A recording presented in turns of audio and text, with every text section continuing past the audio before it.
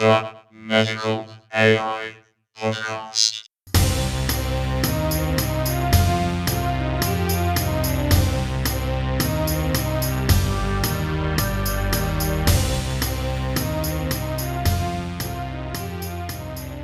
Welcome to the Medical AI Podcast with me, Dr. Felix Beecher. Strap in for a 30-minute thrill ride of big ideas. The classic American TV series $6 Million Man followed the story of Steve Austin, who had to be rebuilt after near-fatal injuries in a plane crash. He was, quotes, better than he was before, better, stronger, faster. Prosthetic limbs have been helping people for many years, even centuries. But what is the state of the art? How is it helping amputees, and how is AI a part of that progress? Also, how far can the technology take us towards a science fiction future? Well, with me to discuss all of those fascinating questions is Blair Lock, CEO of Coapt Engineering. Blair, a very, very warm welcome to the podcast. Felix, it's great to be here. Thank you so much for having me. Excellent. All right, well, Blair, could you introduce yourself to the listeners and explain a little bit about what your company does? Sure thing. So I am Blair. I am an electrical engineer by background, and for the past 22 years or so, who's counting, I have been in the space of powered upper limb prosthetic devices and the sort of technology leading edge. Okay, good. Well, let's not assume that the listeners know anything really very much about prosthetics, but let's establish some background. What kind of people, first of all, do you help? Sure, and that's very fair. You know, it's a word we all kind of have heard, but not everybody uses it every day or is as familiar. To really start at the top, it's really helpful. I didn't know this in the beginning, but let's talk about something very basic. A prosthetic is something that replaces part of the human body that is missing. We often hear a counterpart word called an orthotic. That is a device that supplements a part of the body that's still there, just may not be functioning as it should. So think of a brace, a foot insole, that's an orthotic.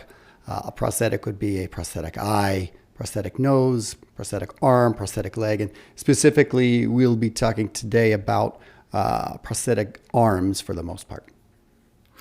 Okay, so now obviously people might need prostheses for, I guess, two broad reasons. Firstly, because they have lost a limb. Maybe they're an amputee, maybe they have lost a limb in an accident. And then I guess there are also people who are born without limbs. So do you help all of those people, or are there only certain categories? No, that's a great question. We help all of those people. Effectively, as you describe, amputation can happen traumatically or for medical reasons. Also, there are individuals who are born with a limb difference, limb absence. We call it congenital amputees. What we do as a company and our technology helps those individuals with upper limb amputation or upper limb difference. And kind of interestingly, it's very hot off the press news here for us. In the United States, there was just announced a new insurance code, basically a code that indicates more access and more coverage for the type of technology to help the people that we help. Okay, great. So let's talk about why the field is important in general. So could you talk maybe about how loss of limbs affects people's lives? Yeah, from a very broad perspective here, we do live in a two-handed world. Most of the things that we interact with, yes, we can do a lot of things one-handed, but we kind of live in a two-handed world. So specific for function of the upper limb, a prosthetic device is a tool that somebody who is a limb amputee, arm amputee, or have a arm absence, these are tools that help them function and perform the activities of their daily living in this two-handed world. Okay, and could you give some specific examples about how people's lives can be compromised by an amputation? Compromise is maybe not a word I would use, but I think sort of affected, and providing access to a tool like a prosthetic limb really does help. Again, kind of help them address these activities of daily living in a normal way. It can be as personal as getting dressed. So imagine trying to zipper a zipper. That is one of those things I'd challenge anybody to try that one-handed, or to help wash or clean yourself, eat. For example, do a lot of small manipulation where we hold something with one hand and manipulate it with the other. And so if you are without the tools to do a bimanual task like that, it can cause a lot of extra time in your day, some frustration, and also what we would call comorbidities or other health issues that can arise. So you can imagine if you use one arm twice as much, you can develop kind of at a younger age, shoulder problems, back problems, teeth problems. You're holding things in your teeth versus your other hand. So all these little things we might not think about do come into play. Have you ever tried to go a day without using one of your arms? Have you ever thought about that as an experiment? Yes, we do that. We talk to, it's kind of fun. We develop a lot of good, fun relationships with the people we help. And sometimes we do that. We try to, quote unquote, tie our arm behind our back. And I got to say, it's really hard to go more than a few minutes without getting really frustrated. What's the worst thing that you experienced when you were trying that out? For me, I think the first time I ever tried that, it was around a meal. And just trying to eat, you think like, I can do this. But then you go to, it's almost even to scoot the plate around, or imagine cutting a piece of food was frustrating immediately. Okay, so now let's talk about prevalence. How common is amputeeism, like for example in the US? Yeah, a study came out, I think it was maybe last year before. The Amputee Coalition here in the United States published some updated numbers on that. I think, hard for me to remember exactly what that was. It was something around 5.6 million people living in the United States currently with amputation or limb difference. And now the majority, I think it's sort of 82, 83-ish% of that is lower limb amputation, and the balance being upper limb amputation. Which is, from my point of view, quite surprisingly common. That's knocking on 2% of the American population, right? Yeah, it is. Now, included in that number are amputations of, what we would say partial hand or digits. So maybe one finger or part of a finger or a toe. Not saying that's any less significant than a full arm amputation or full leg amputation, but the numbers are a little bit higher at some of those types of amputations, toes and fingers. And just focusing on upper body, in other words, arm amputations in the main, what are the main causes of that? Sure. So it is definitely different than lower limb, and I'll speak to that first. Lower limb amputations, a large number of are a significant cause, diabetic issues, vascular disease, things like that. Upper extremity amputation is more typically medical or traumatic. So traumatic being, I believe it's workplace injury is the leading cause. A motor vehicle accident is maybe the second. And then you're going to have a whole slew of medical complications, things from cancers and sepsis, things like this. So those are the leading causes of upper limb amputation. Sure. Okay. So look, we're going to come on to the cutting edge in just a moment. But before we do, could you just give us a very, very brief overview of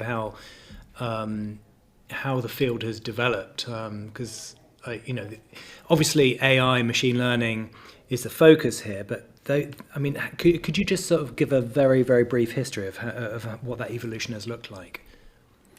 Yeah, sure. I'm not the best history buff. I can only know enough to be a little bit dangerous, but kind of a fun fact, prosthetic devices have been around a long time. There's proof, evidence that in the times of ancient Egypt, people had prosthetic devices made of wood and leather and other fashioned things through the Dark Ages, where there were prosthetic limbs. Really interesting things in history about they felt that it was important that a body be whole in the afterlife. So if you lost a limb, apparently it was kept somewhere else. And then when you did die, they would dig up or go get the part of you that was amputated and bury it back with you. So interesting stuff through history. But in modern times, where we're at here, so a lot of us have probably seen in popular media, maybe a movie or TV shows, robotic devices. These are robotic legs, robotic hands. The hands and arms are very sexy. It's very sort of cyborg and bionic. And reality is that that stuff exists, and those are actual devices. Starting in about the 1940s was really where we see the foundation of what we call myoelectric control, specific for arms. Myoelectric is a fancy word to say electrical activity or electrical signals, if you will, that come from muscles, myomuscle. And fundamentally, when any muscle in our body contracts, it emits electrical activity, kind of like a tiny radio station that's emitting a very, very, very faint signal. Well, around the 1940s, researchers, developers took on the idea of saying, could we measure this myoelectric activity, which is somebody contracting muscles, and use it to command a motorized prosthesis? So back then, a hand with a motor that might open and close a device. And so you put sensors, these are electrode sensors, on the skin over muscle areas. And as somebody, the amputee contracted these muscle signals, a switch is kind of like a electrical switch could be incorporated and control a prosthetic hand to open and close. This spent some time under development. In around the 1970s, this was commercialized in a very kind of rudimentary fashion. So myoelectric signals that were recorded at the time were really rudimentary. Kind of like if you were to listen to music, you would only hear how loud it is. So the sensors weren't able to really detect this music, this quote unquote music coming from the muscles, just how loud they were contracting. Now that was good enough at the time because you could take two of these sensors and put them on the either side of your forearm. Now I'd kind of encourage everybody at this point, if you take one of your hands and grab your other forearm around the medius part, and then bend your wrist back and forth. You can kind of feel two areas of muscle, kind of A and B, and they kind of are antagonistic. A contracts while B is relaxed, and then if you bend your wrist the other way, B contracts while A is relaxed. That's what they would do. They would take these two electrode sensors, put them over these two areas of muscle, and now you have two signals to control a prosthetic device. Fast forward through the history a little bit more, researchers got the idea to say, hey, if we could get more of the information from those muscle signals, not just how loud they are, let's get the actual music. Can we determine what the person is intending to do on a higher fidelity? So not just a very gross movement of open and close, but can we pick out hand postures? So again, this is recording from muscles of an amputee. These are residual muscles that are left in the arm after amputation, so further up the arm. But if they're intending to move or elicit a movement of that missing hand or wrist or elbow, can we pick up the pattern of myoelectric activity they're trying to do it? So that's kind of the neurological intent. I mean, what you're trying to do, what you're thinking about doing with that missing part of the arm or hand, can we detect it and decode it and then tell a more advanced prosthetic device what to do? So then began a few decades, we're talking in the 1960s, some of this research started. It began a few decades of a little bit of back and forth development from the decoding algorithms and technology, today what we would call machine learning, then the device development. So as we were able to decode things better, then the devices had to get more robotic. They had to become a little bit more functional, and back and forth and back and forth. I joined this field in about, it was 2003.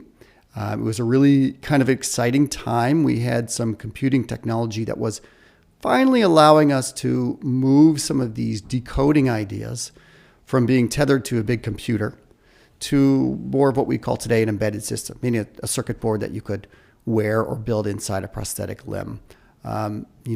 Through 2003 on for the next 10 or 15 years, the algorithms further developed, the devices, the robotic devices further developed, and in 2013 2013 is when we saw the first commercial release of a myoelectric pattern recognition decoder. Now, this is a product that's been on the market since 2013 that does exactly this. It feels like magic to some, but it records these patterns of myoelectric activity from an amputee user, a wearer, and it decodes them in real time so it can sense what they're trying to do, and then passes those decoded intents along to that robotic limb, the elbow, wrist, multifunction hand, for example. And that's what we see on the market today. So we see really cool robotic hands and wrists and elbows, and under the hood is a really cool neurological intent, that's a mouthful, neurological intent decoder. Basically a system that's reading a mess of information from muscles, and encoded in that is what really the human is trying to make that robotic limb do. So that's in a nutshell where we're at today. I see. Okay, so let's just imagine that somebody has an unfortunate car crash, they lose one of their arms, and they get one of these state-of-the-art prosthetic arms. Now, what kind of functionality could they expect to have? Could they still write? Could they still, potentially play the piano? Or where on the spectrum of functionality can they expect to be? Yeah, that's a great question. The piano comes up a lot. That seems to everybody must play piano.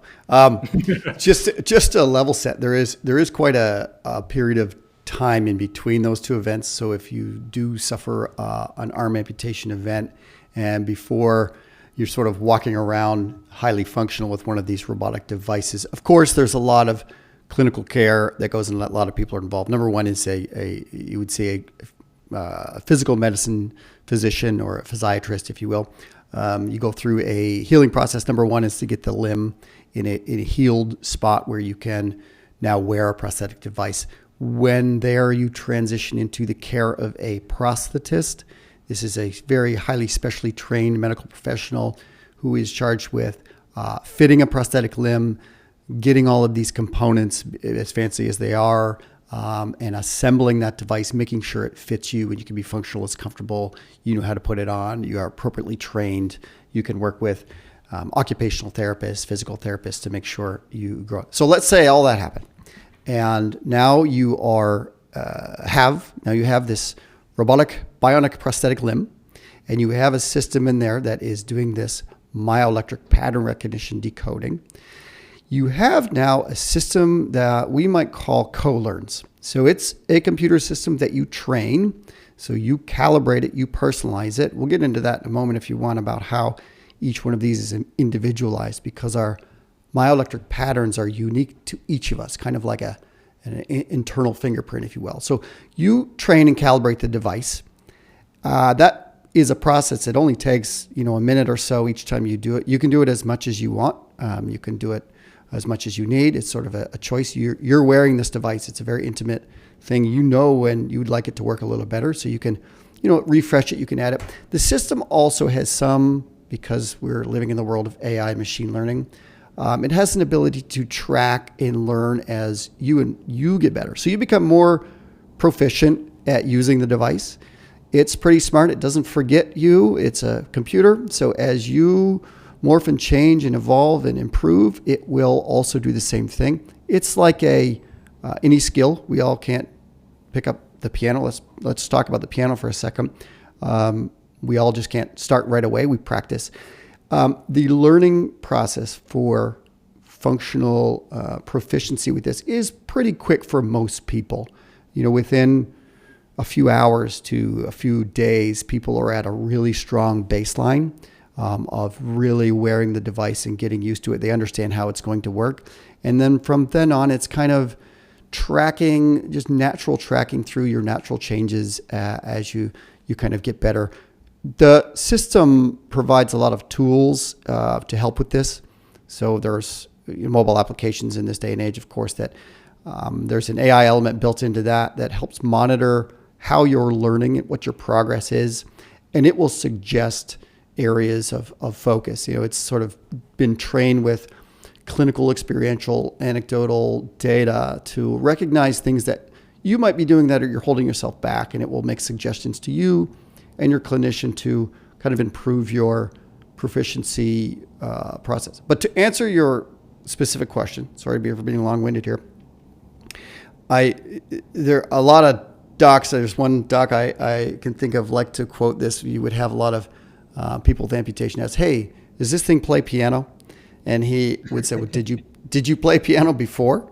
It's like, "No." Okay, well then it's not going to magically be automated piano. So that's kind of a funny. So good point though to talk about the control system, meaning the thing that's decoding what you were intending it to do, and the prosthetic device, meaning the thing that moves with the motors and everything in it, are two different systems. They do communicate really effectively. It's 2025 here, but the hand devices, be it they have a lot of motors and fancy actuation, do have limitations. And typically today, how they're controlled is not individual digits versus what we call hand grasping patterns. So different postures. You can imagine, like a point or a thumbs up or a pinch or a strong cylindrical hold. And a lot of researchers and people in this field have developed over the years that this is really the most functional way and current technology to control things. When we grab an object, for example, we're not thinking about what each one of our fingers does. We're not. We are conforming our hand to the shape of that object, for example, or it's doing that somewhat automatically. So in a similar sense, what somebody is doing to command these, they are eliciting their intent to, they see the object, and it might be, a small object in front of them or a big round cup. They know the hand posture. That's the best, sort of grip shape to grab that device. And then they naturally elicit that contraction with their body. So their muscles do that. The hand responds. It kind of goes into that position. And then they can control the speed and strength of that by how hard they're squeezing into that pattern. So it becomes incredibly functional tool for the people that don this and are trained up on it. So the feedback that the user gives to the arm, the prosthetic arm, is via the mobile app, right? That's how the system is trained by the user. Is that correct? The mobile app is not actually necessary. All of the computation happens in the embedded system that's built into the prosthetic arm. So we've provided for years it's really easy to use it without your phone, or we don't want there to be dependence on that. It shouldn't be that, your signals from your body are blasted over to your phone. Your phone has to do the computation and blast that back to the arm. That's just not very practical. So it happens on the arm. Now, the mobile application provides a number of tools to really help you get proficient faster. So you don't need it. You can train. There's the neat way to train or calibrate the system without your phone is there's a button. We provide a button on the arm, and it's kind of a Simon Says button. And when you press and hold that button for 2 seconds, the arm itself goes into an auto mode. It will go through all of its motions, all of that it has. If it's got an elbow, it's going to make the elbow move. Has a wrist, it's going to make the wrist move in sequence. And as it's going in sequence, you, the wearer, follow along by mimicking what it's doing. And so as you follow along, it's recording your patterns. And that's how it learns, here's what your pattern looks like for finger pointing or thumbs up or peace sign. As it's doing it, you're following it. And that only takes, I think the average in our system is something like 39 seconds. So you press the button, about a minute later, it computes that. It's learned your patterns. It puts them in its memory, or it evolves its memory is really the best way to put it. And then it returns the control back to you. So the arm, you can try it out. You didn't like that? Give it another 39 seconds. These arms, again, are very intimately worn. They have electrodes that sit on the skin. So perhaps no one, surprise, surprise, people don't sleep with these arms on, for example. So you take it off at night, charge it up, put it on the next day. Maybe you put it on in a slightly different position. And maybe it doesn't work to the best, the function is just a little bit sluggish. You can go through this calibration sequence if you'd like, if you need to, and kind of refresh the control. So it provides a really cool way to refresh your command of your limb. Now, it sounds like this ability to use machine learning to personalize how the device works is probably going to be key to the success of it, because I guess, if you, not every amputation is the same. In fact, probably there's no two amputations that are the same, right? So if you had somebody with an amputation trying to kind of fit into a one-size-fits-all prosthesis, it's probably not going to be very successful. And so I'm imagining that that's why AI approaches to prosthetics is going to represent quite a significant advance. Is that true? Can you speak to that? Yeah, I think that's spot on. So you're right. I've not yet met two amputees that are the same, and not just from the physical presentation, but yes, the actual signals that are coming from the body, be it they're generally characterized in the same bandwidth, let's call it, but they're very different. Again, it's kind of like fingerprints. We all have our own. So it's not just that the machine learning is key; it's essential. Effectively, what our embedded system does, it really couldn't or wouldn't be possible without these machine learning algorithms, because there are too many factors that the human clinician just really couldn't tune. You really couldn't do what the algorithms do. You couldn't tune it and get the parameters set just right to make it work. And even if you did, the changes that happen, physiologically, we can eat a food that's a little more salty today than yesterday, and that can change our signals a little bit, can change our skin condition. Yeah. You can't keep up with that as a clinical thing. So you're dependent upon the power of these algorithms. Yeah. Okay. All right. Well, is it possible, Blair, to project, I don't know, maybe 10 years into the future? Where do you think we'll be with prosthetics then? How's the field taking shape, and how do you expect things to look in the future? Yeah, that's a great question. I think there's a few areas that come to mind, and a lot of these are based on, this is a fun field that I've been lucky to be involved in, and it's a small field, so you get to know and speak with a lot of the cutting edge researchers and research groups. And very specifically, I'll start with the upper limb space. A couple areas I'm find very interesting, and I think you'd see come online within the next decade or so. One is sensory feedback. So everything we've talked about so far is what we would call kind of feed forward command. You, as the human, the body, I'm eliciting what I want the device to do, and lo and behold, it does it. Great. To be really functional, what we do as humans and take for granted is we have a lot of sensory feedback pathways. When we touch something, we can feel the shape of it. We can feel how, maybe hard or soft it is. And that helps us know how hard we should hold an object, how heavy is something is. Forget hot or cold for a second. That doesn't really matter as much when you're in a prosthetic device. But how we're functioning with the sensation that's fed back to our human control system really does help us be functional. So the prosthetic devices, you're starting to see a lot be built more with that capability in them. So sensorized fingertips, sensorized linkages that when the time is right, be able to feed that back to the human in interesting and kind of useful day-to-day wearable ways. There is research in the area of stimulation. So can you stimulate nerves or skin area to feed some of that artificial sensation back to the brain? And it does what we would call close the loop. So now you are functioning with a closed loop system. I'm feed forward what I want this hand to do. Now it's feeding back to me what it feels, where it is in space, things like that. That's area one. The other, kind of hand in hand with this a little bit, is implantable sensing and stimulating technology. On the sensing front, today's wearable systems, for the most part, get our muscle signals from the surface of the skin. That's fine, but it's a little bit like talking to somebody through a thin wall.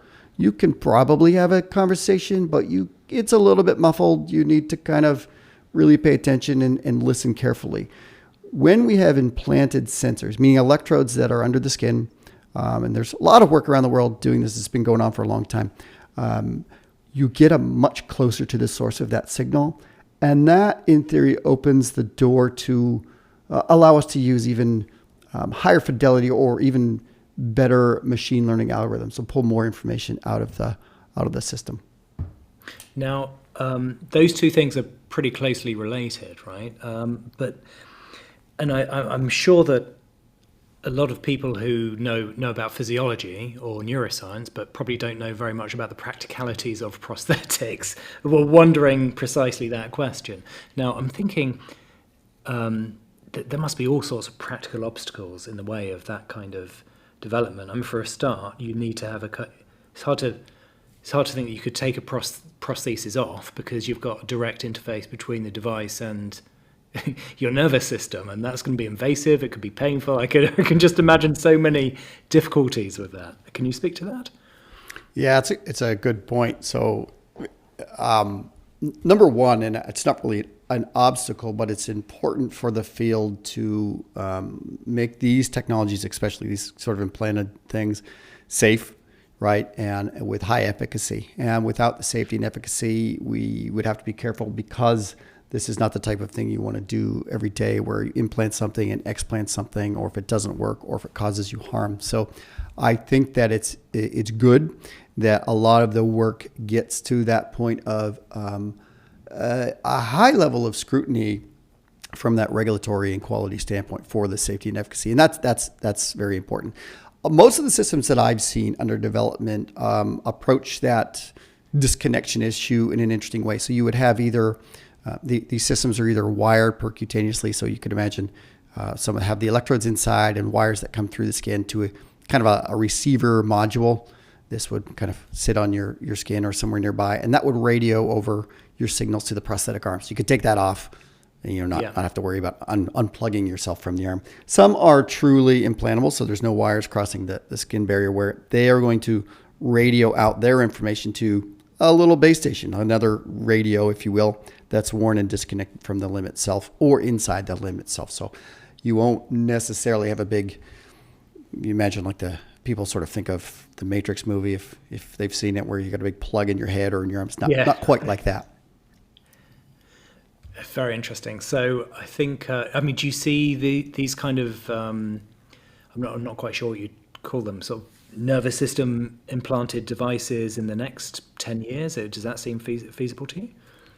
It does. I mean, there are a number. There's 3 or 4 or 5 that I can think of right now that are in various clinical study or clinical trial stages. So the development of the systems, the hardware, is there. That is sort of, we're past that barrier. Now we're just making sure through the trials and all of the necessary things you have to do to make sure that, again, that it's safe and with high efficacy. Excellent. Well, Blair, it's been a fascinating discussion. I really, really enjoyed it. Last question I typically ask is about your favorite current example of medical AI that's got nothing to do with your own. Could you pick one out for us? Oh my, that's a great question. That is a great question.